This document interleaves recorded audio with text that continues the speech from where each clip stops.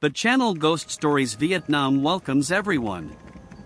Have you ever heard the phrase, Con ranh, con lộn?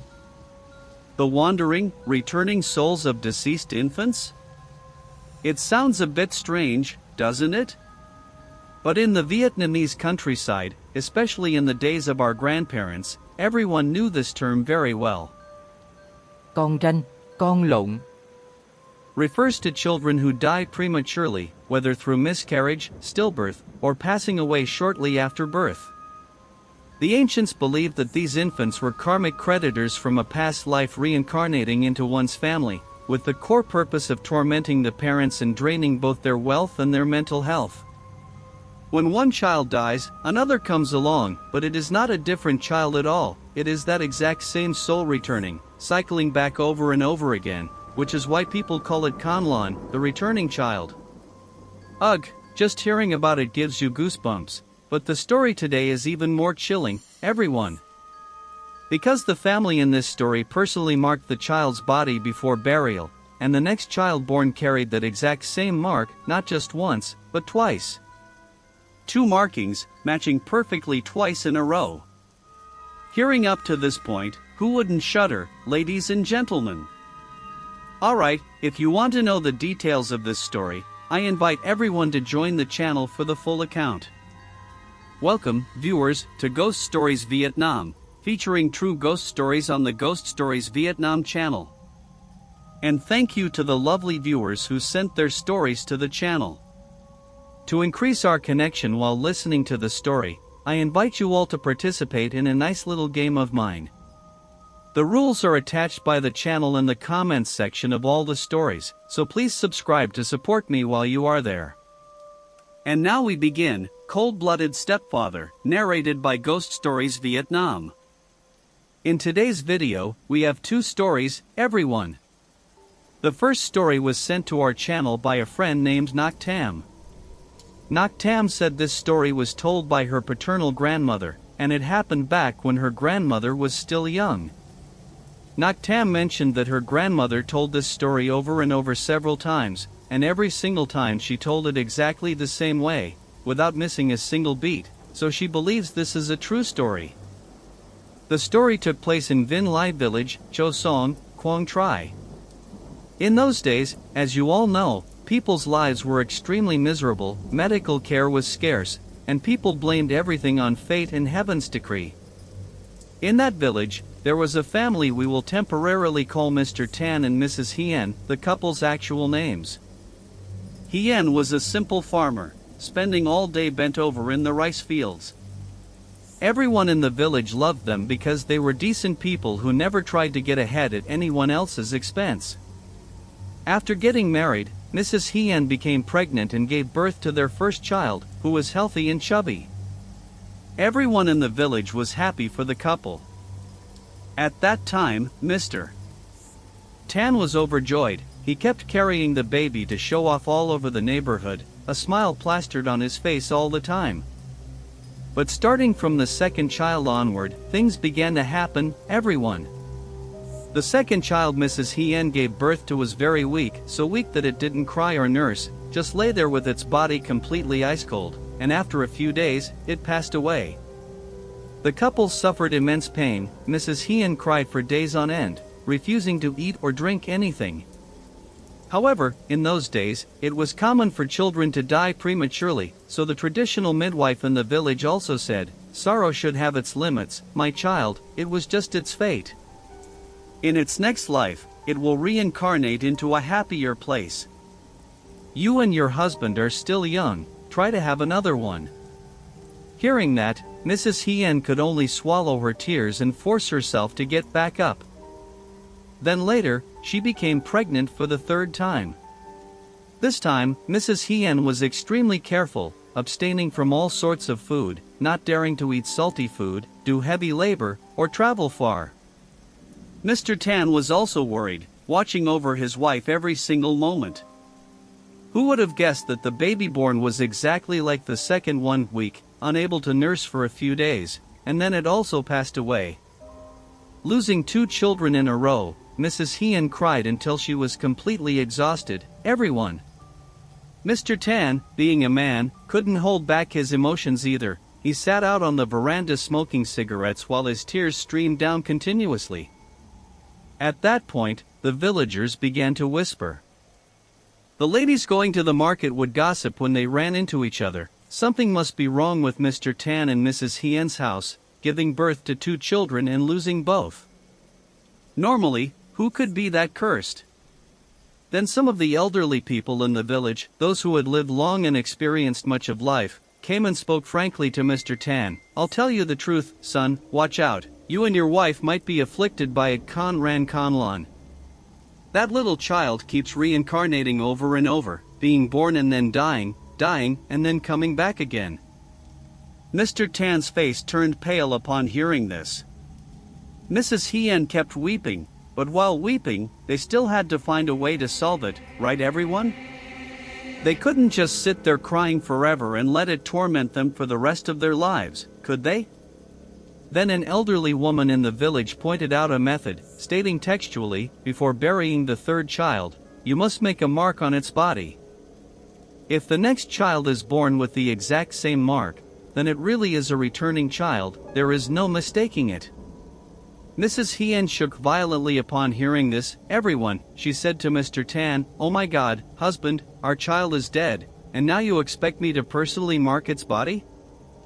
I can't do it, husband, I can't do it. Mr. Tan was heartbroken at the time, but he knew it had to be done. If they didn't do it, they wouldn't know for sure, and without knowing for sure, they couldn't find a way to solve it. He grabbed Mrs. Hien's hand. Endure it, my dear, then we must know clearly what it is before we can plan what to do next. If this keeps going on, how long will we suffer? And so Mrs. Hien took a pair of scissors, her hands shaking violently at that moment, and snipped the baby's ear, cutting a tiny piece just enough to leave a mark. It is said that at that moment, Mrs. Hien was crying while doing it, her hands trembling uncontrollably. Mr. Tan stood beside her, his face completely pale. He had to turn his face away because he couldn't bear it. Afterward, they took the little child to be buried. A while later, Mrs. Hien became pregnant for the 4th time. Throughout that pregnancy, Mrs. Hien could not eat well or sleep peacefully. She lay there in fear, and just thinking about the year of the 3rd child made her entire body break out in goosebumps. One night she had a dream. She dreamed of the little child standing right at the head of the bed, looking at her, smiling, and pointing its finger at its ear, causing her to startle awake. At that moment, her soul felt like it wanted to fly up into the clouds to play. Then she said to Mr. Tan, husband, I dreamed of it again. It stood at the head of the bed looking at me, smiling, and it pointed to its ear. I'm so scared. This time it must have come back again. Mr. Tan felt a chill down his spine hearing that, but he tried his best to reassure his wife. It's probably because you think about it too much. Thinking too much makes you dream like that. Try your best, wife, don't think about foolish things anymore. But even though he said that, in reality, he was no less worried. Every night he stayed awake, lying there tossing and turning with constant anxiety. In the village at that time, people also began to gossip. Some neighbors said, if the child is born this time with that exact mark, those 2 will probably collapse completely, so pitiful. Then came the day of birth, and the Bamu, the traditional midwife who delivered babies using old folk methods, came to assist. Mrs. Hien was in labor pain, but her heart ached even more because she was afraid, extremely afraid, of everyone. Mr. Tan sat out on the veranda with his hands clenched tightly, constantly muttering prayers to heaven and Buddha. The baby entered the world crying loudly. The midwife picked it up and washed it. While she was wiping the head and moving down to the 2 ears, she suddenly froze and let out a scream that shook the whole place. Good heavens, the ear, what's wrong with its ear? Mrs. Hien felt as if her heart was about to drop right out.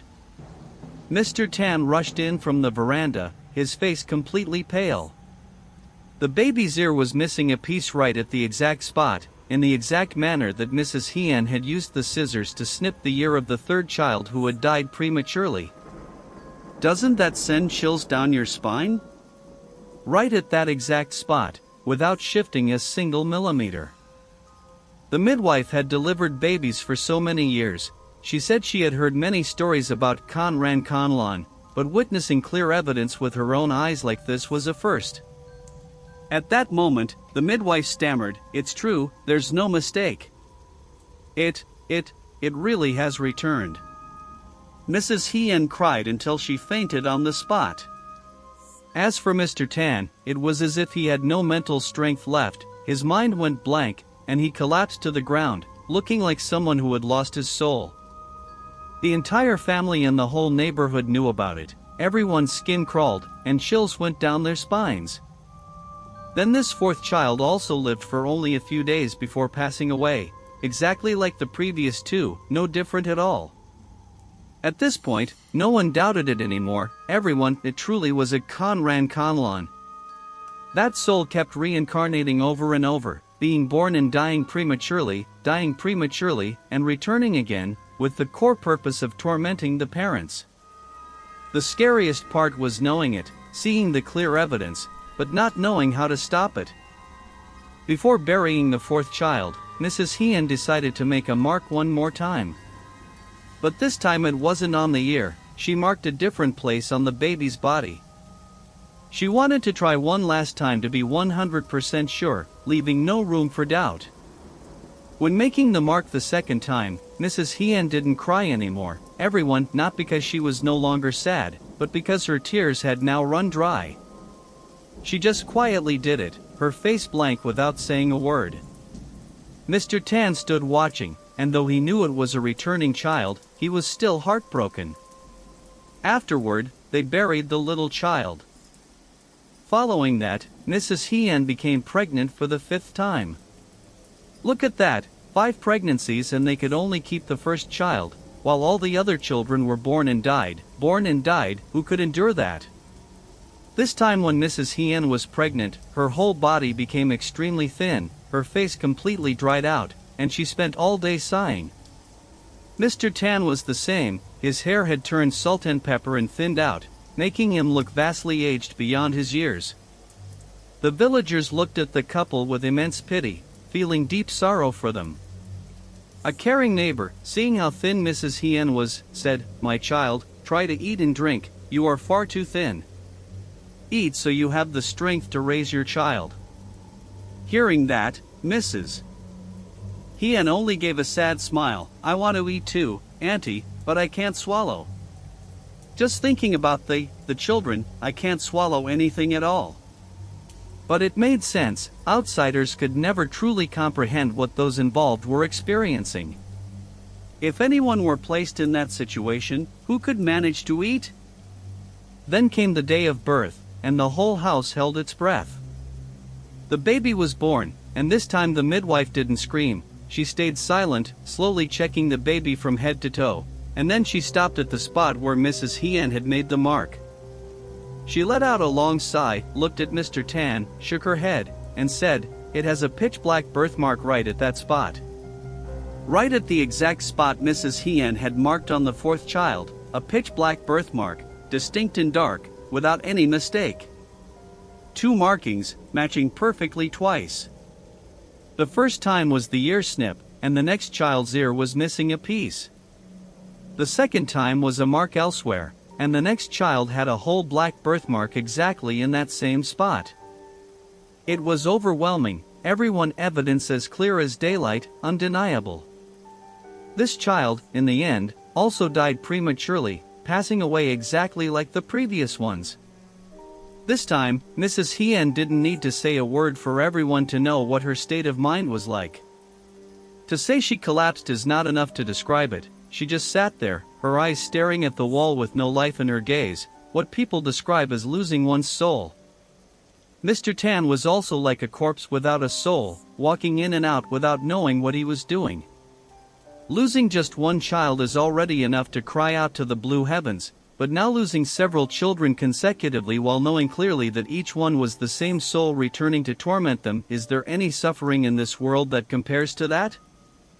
Then a sympathetic villager pointed the couple toward a temple, saying they should meet the head monk to ask what heavy karma was causing this and find a way to resolve it. At this point, the couple did whatever people suggested, so they hurriedly went to the temple. The head monk listened to the whole story from beginning to end, closed his eyes in silence for a moment, then opened his eyes, nodded, and said, "This is karmic debt from a past life. In your past life, you too owed someone a very heavy debt. Now they are reincarnating to collect it. If you want to resolve it, you must repent, practice vegetarianism, chant Buddha's name, and dedicate the merits to the karmic creditor, but you must be persistent, my children. It won't be resolved in a day or two, it must be sincere, from the heart." Mr. Tan then asked, "If we truly repent, will we be able to have children of our own in the future?" The head monk shook his head. "Do not try to give birth anymore, your strength cannot endure it. If you want a child, you should adopt a foster child to accumulate virtue and offset the karma. Love another person's child like your own flesh and blood, and then the karma will lighten." From then on, Mr. Tan and Mrs. Hien began their repentance. Every single day, they practiced vegetarianism, chanted Buddha's name, and dedicated the merits to their karmic creditor, never missing a day. Waking up in the morning they chanted, returning in the evening they chanted, and before sleeping they chanted. Mrs. Hien even vowed to practice in Che Truong a lifelong, continuous plant-based diet without alternating with days of eating meat, never eating meat again. Seeing the couple change, some neighbors praised them while others criticized them. There was a man who said, if practicing vegetarianism and chanting Buddha's name could resolve karma, then everyone in the world would be doing it. You guys are far too superstitious. But another woman spoke up, "Leave them be, they are suffering so much, having a place to lean on is a good thing. Speaking like that brings sin upon your mouth, don't you know?" But to be fair, at that time the two of them were truly sincere, not just doing it for show. They repented genuinely, from the bottom of their hearts. There were days Mrs. Hien knelt before the Buddha altar crying, saying, "I repent for all the wrongdoings of my past life. I do not know what I did in my past life, but I apologize. I dedicate all merits to my karmic creditor, praying for them to attain liberation and stop tormenting my husband and me." Mr. Tan, standing behind her and hearing her words, also shed tears. Then the two of them forced themselves up, persisting day after day without becoming discouraged or giving up. Following the monk's advice, the couple went to adopt a child. The matter of adopting a child in those days was not easy at all, because people had heard the story of Mr. Tan and Mrs. Hien's house being haunted by a Conran Conlan, so everyone was hesitant. There were families with many children who wanted to give one up, but hearing that story, they shook their heads in fear, afraid their own child would be affected by the bad luck. Finally, there was a poor family in the region with too many children to feed who gave them one. Mr. Tan and Mrs. Hien carried the little child back to their home. Mrs. Hien held the little child with red-rimmed eyes and said to Mr. Tan, "Husband, Buddha sent this little child to us, we must truly love it like our own flesh and blood, without any discrimination whatsoever, my dear." Mr. Tan said, "You are right, any child is a child. If we love it sincerely, it will love us back." Sometimes people think it has to be a biological child to be loved, but the bond between parents and children doesn't just lie in bloodlines, right everyone? Sometimes a biological child is unfilial, while an adopted child turns out even more devoted. There is no shortage of such stories in society nowadays. That little child grew up healthy and happy, clinging tightly to its adoptive parents. From then on, the house also began to become peaceful again, no longer filled with the gloomy atmosphere of before. When the adopted child turned 3 years old, Mrs. Hien discovered she was pregnant again. Oh my goodness, everyone hearing up to this point must be holding their breath just like me, right? When Mrs. Hien found out she was pregnant, she was extremely terrified that the cycle would repeat, terrified that soul would return once more. She went to tell Mr. Tan, and his face turned completely pale. "Husband, I'm pregnant again, husband. But I feel so scared." Mr. Tan was worried too, but he tried his best to reassure her. "We have repented for years now, being so sincere, surely Buddha will have mercy. Let's just keep chanting Buddha's name, wife, don't think too much." Throughout the pregnancy, Mrs. Hien chanted Buddha's name unceasingly, chanting day and night, chanting all the time. Mr. Tan did the same. He went to the temple to ask the head monk for an additional scripture to recite at home. The couple went on like that, balanced between anxiety and prayer. On the day of birth, the whole house held its breath, and the midwife came to deliver the baby. Fortunately, the baby came into the world crying very loudly. Its cries echoed throughout the entire house, healthy and chubby. This time, the midwife checked thoroughly from head to toe, every finger, every toe, arms, nose, and back. There was no birthmark, no scar, no strange signs at all, completely, totally normal. The midwife was overjoyed at that moment and said, "This one is very strong, crying like this is a good sign, not like the previous ones. This time you can rest assured, my child." Mrs. Hien cried intensely at that moment, but this time she cried out of joy. After so many years of tears flowing from suffering, she finally had tears of happiness. Mr. Tan also shed tears. He held the little baby and trembled uncontrollably. Later on, the child grew up healthy, and nothing bad happened. From then on, Mr. Tan and Mrs. Hien's home remained peaceful, free from the affliction of the Kan Ran Kanlan. So, whether to believe this story of the Kan Ran Kanlan is up to each individual. The channel doesn't dare assert anything, everyone. But the core aspect here, 2 markings, matching perfectly twice, how do you explain that? If anyone disbelieves it, please prove otherwise. Furthermore, when people know how to repent, practice vegetarianism, chant Buddha's name, and let go of attachments, everything changes. Regardless, doing good deeds and virtuous things is never redundant, right everyone? Yes. And thank you very much, Naktam. This story is truly very good and highly meaningful. That is how the first story goes, everyone. Now we will transition straight into the second story. The second story was sent to the channel by a friend named Phuong Tram. This story happened right in her neighborhood. Phuong Tram said she witnessed it since childhood, so she remembers it very clearly, and the entire neighborhood knows about it. In Phuong Tram's neighborhood, there was the house of Aunt Lone. Aunt Lone had a miserable life. Her husband passed away early, and that year she was only in her late 40s, nearly 50 years old, raising 3 children on her own. The eldest daughter had already married and moved out, while 2 sons remained at home. Generally speaking, a woman raising children alone faces 100 difficulties, it's no joke. Therefore, that your Aunt Lone planned to take a step forward by remarrying. For this step, we will temporarily call the man Mr. Hoa, everyone. It must be said that when Aunt Lone brought Mr. Hoa home to introduce him, her family strongly opposed it. Do you know why? Looking at his physical appearance, there was no virtue in him at all. What kind of man always looks shifty and sneaky all day long? Looking at him, you see absolutely zero credibility. The relatives on her maternal side spoke bluntly, "Dear, that man looks completely untrustworthy.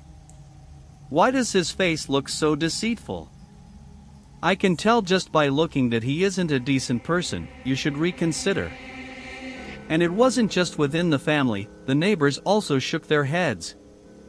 Aunt Lone must have been deeply in love or something, because she was incredibly stubborn, everyone, refusing to listen to anyone. She said, "Oh heavens, can you all please stop judging a book by its cover? He is very gentle, he loves me very much, you all just don't know." Sometimes a person who is too lonely craves a companion by their side so much that they ignore the intuition of those around them. Outsiders can often see things more clearly than those involved. That's why the channel used to have a saying, only those inside the situation understand those trapped in the corner. In the end, Aunt Lone lived with Mr. Hoa regardless of what anyone said. To be fair, at first, Mr. Hoa was quite proper. He knew how to help around the house and spoke cheerfully with Aunt Lone's two sons, with nothing worth criticizing. The boy Teo liked Mr. Hoa a lot at first because he often bought him snacks and drove him out to play.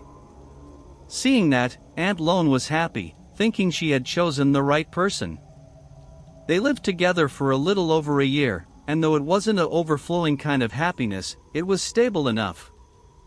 There was only one thing: occasionally, Mr. Hoa would come home late from drinking, and when asked, he would say he was meeting friends.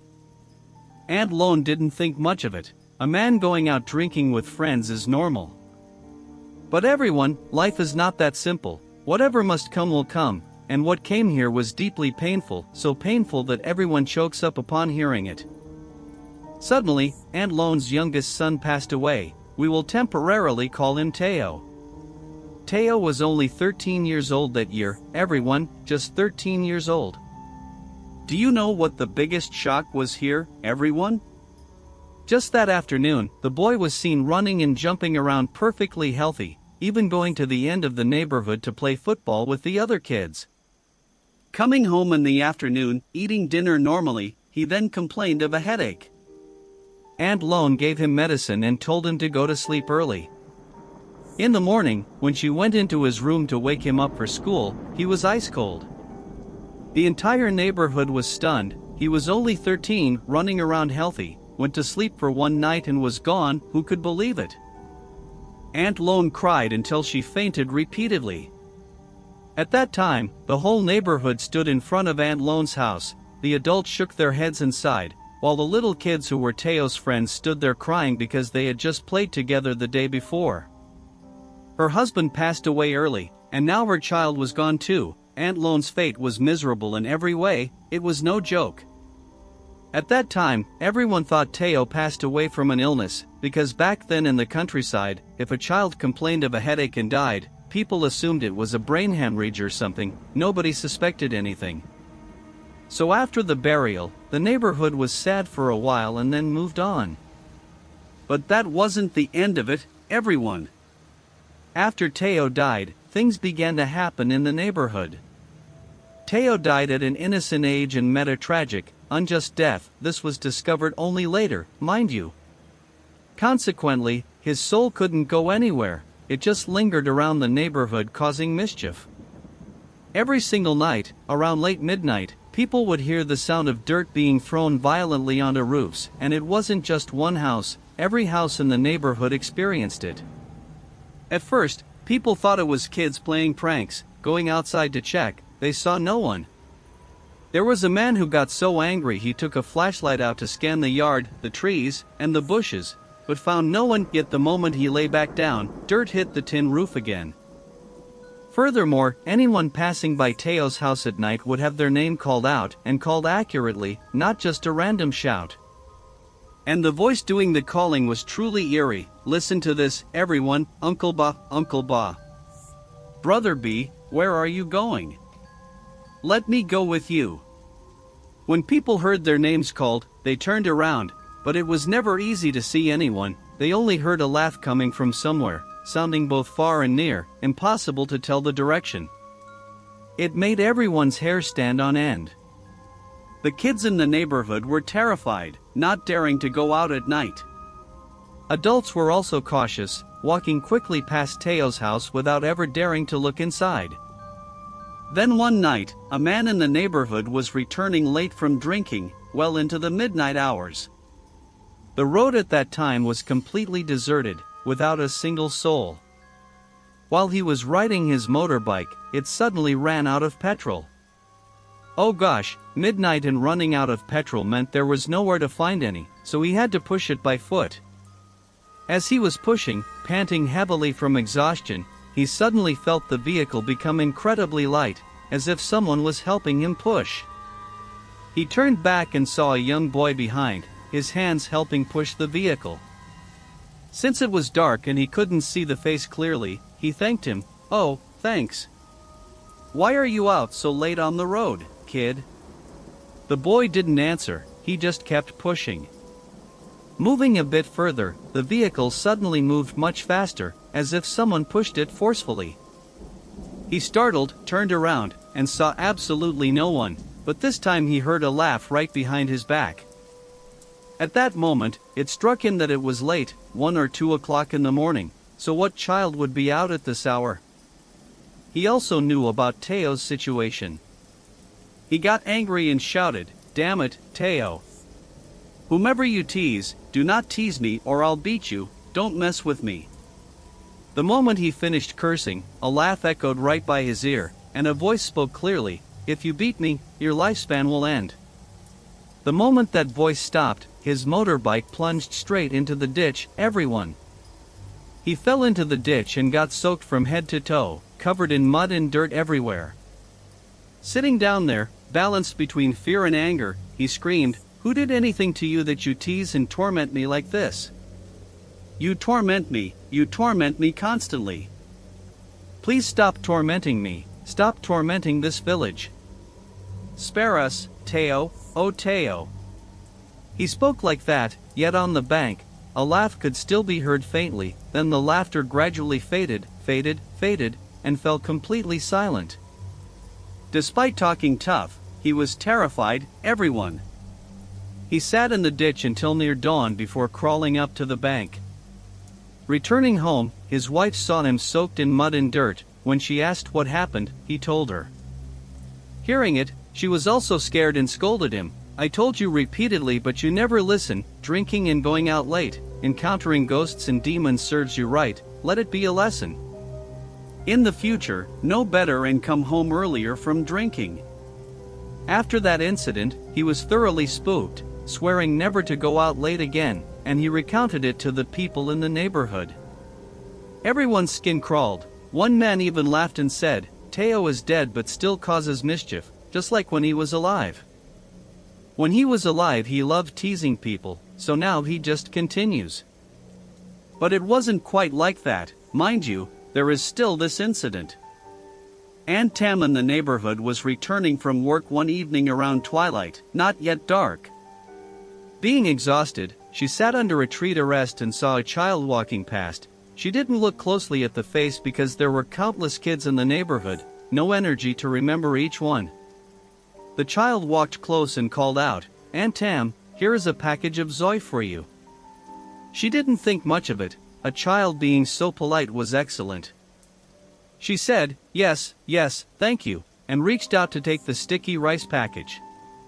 The child handed it over and vanished. She held the package intending to open and eat it.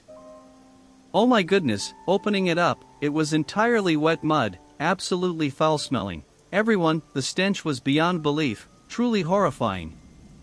Furious, she flung the package to the ground and cursed loudly, "Whose child is playing such a foolish, disrespectful prank? Watch out or I'll hit you on the head with a broom."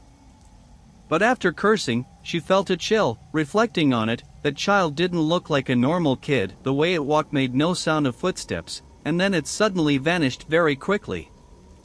She remembered Teo's situation, and being terrified, she ran home and locked her doors tight. Indeed, the soul of a child who dies unjustly and tragically acts up fiercely, everyone. But it was also pitiful, it couldn't move on, which is why it lingered here, so full of grievance but with no one to talk to, no one to cry out to for justice, which is why it teased people like that. The neighbors couldn't endure it forever, so they gathered to go to Aunt Lone's house. They essentially suggested bringing a monk to perform a ritual to guide Teo's soul to liberation, because leaving him like that was pitiful, and the neighbors were constantly frightened to death. It was no joke.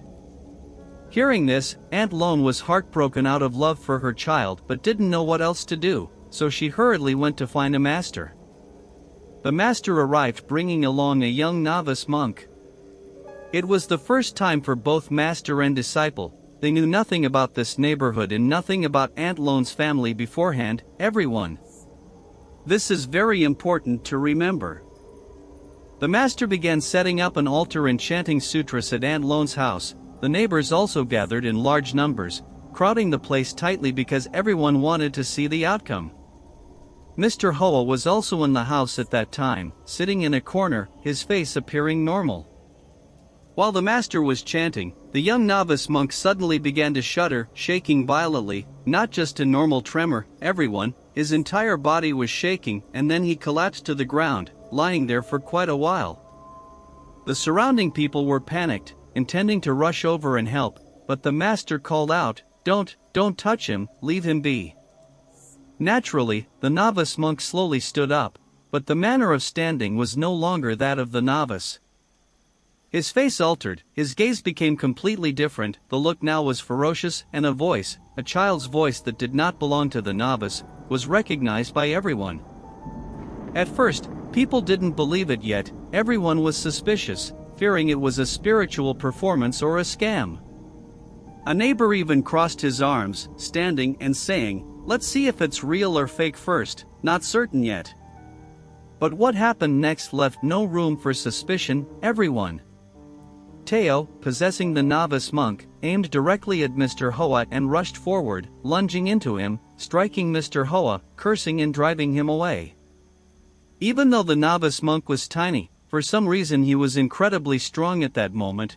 3 or 4 people tried to restrain him but couldn't. Get out of my house. You harmed me, and you're still staying here. You beat my mother, you beat me. You think because I'm dead it's over? It's not over.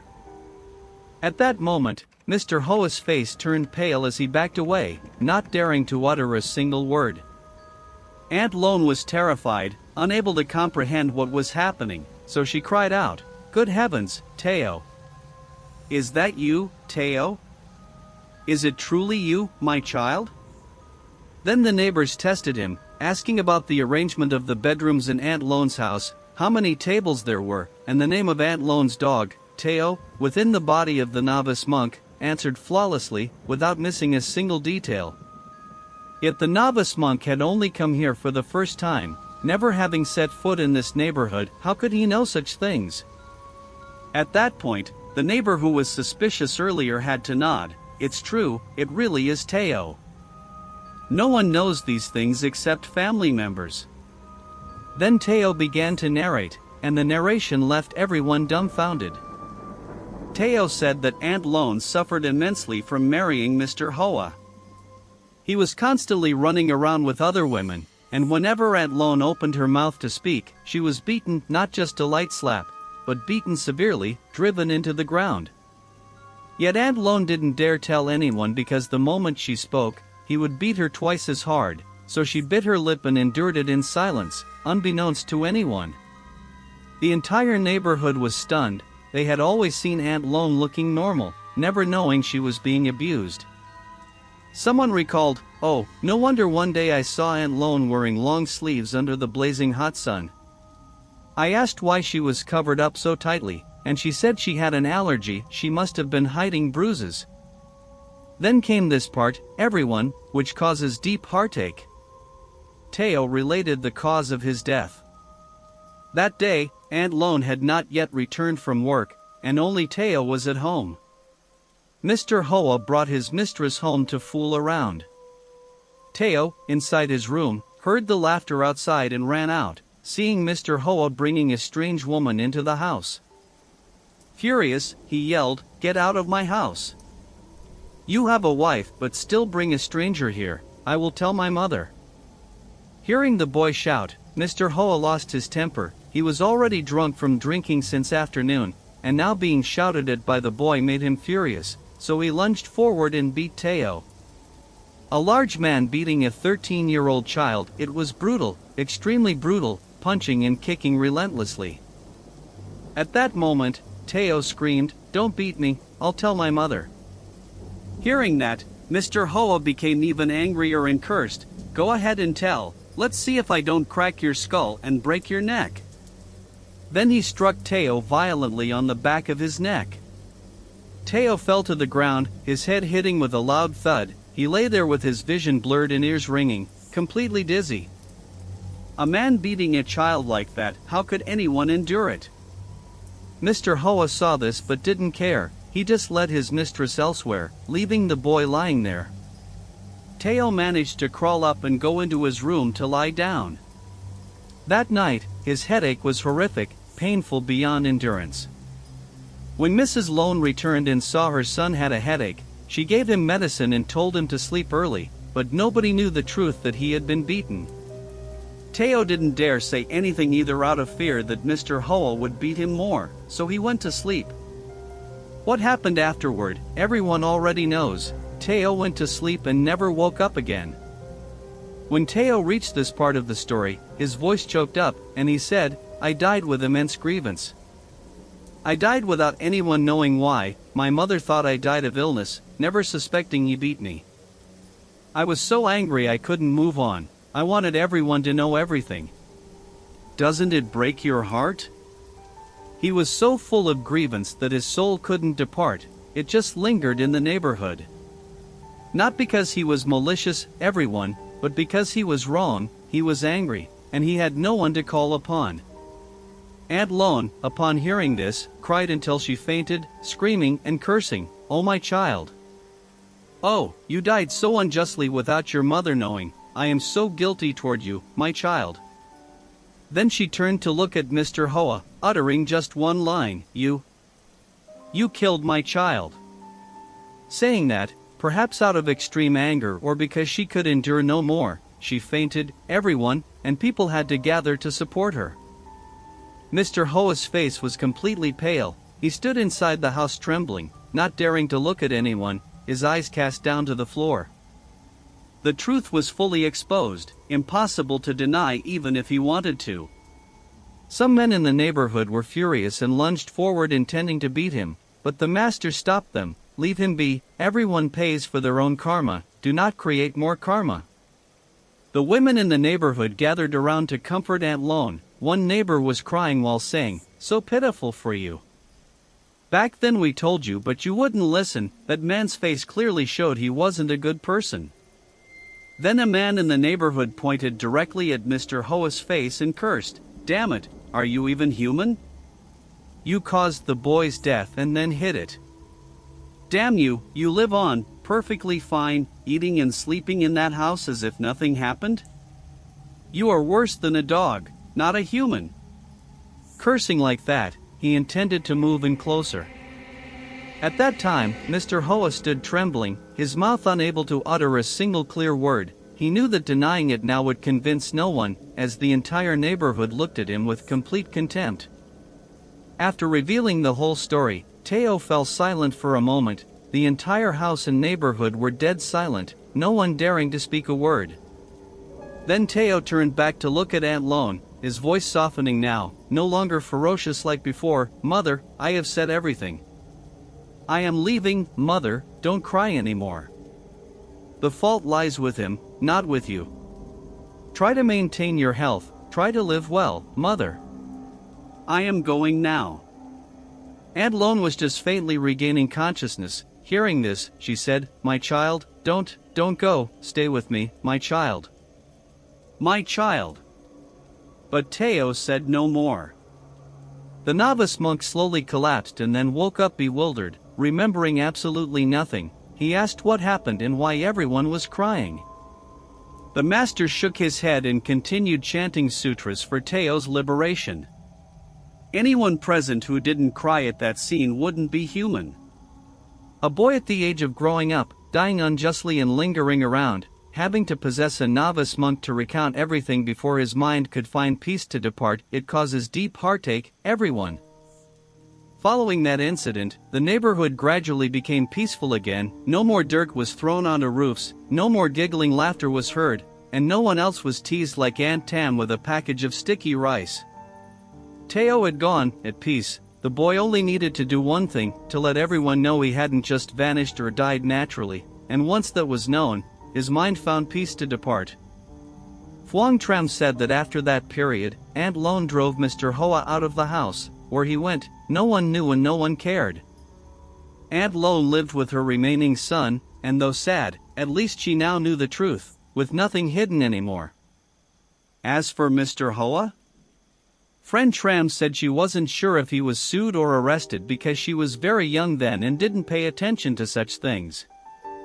But truth be told, everyone, whether human law punishes him or not, the karma he caused must be paid for sooner or later.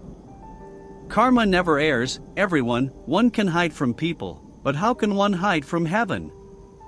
So, today both stories have concluded, everyone. One story about past life karma, one story about present life karma.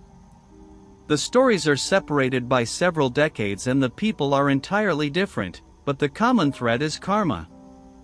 Therefore, everything has a cause and an effect, everyone, doing good yields good, sowing evil yields evil, without any deviation. No matter how well hidden, it will eventually be brought to light, and sometimes the way it is exposed is far more chilling than imagined, just like Mr. Hoa's case. Thinking it was over, who would have thought the victim himself would return to expose him before the entire neighborhood? Nothing in this world can remain hidden forever. However, the channel wishes to add one more point regarding today's two stories. What the channel finds most painful is the children.